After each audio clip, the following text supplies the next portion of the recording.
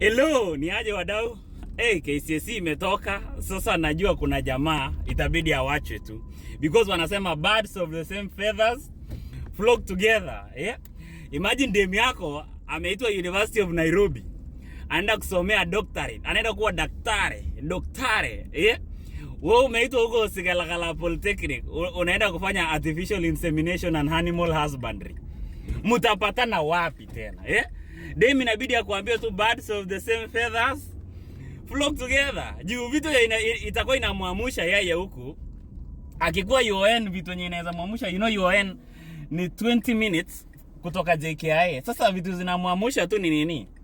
Ni kelele za flights zikishuka kutoka Abu Dhabi international flights na Qatar.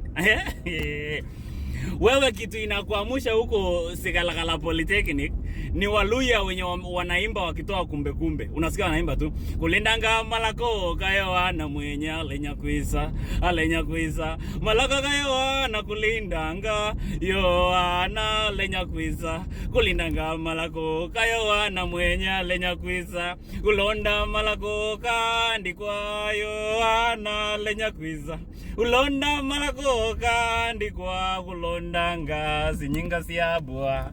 Hakuna venye utasaidia huyo mtoto wenyewe. Wachana na yeye aende tu ajikaze sababu mambo imechemuka huko kwa ground.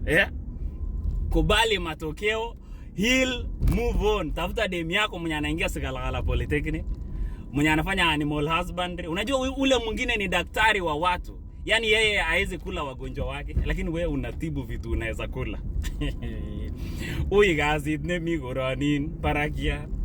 Korom taonin. Kale taonin. Oye boche bo.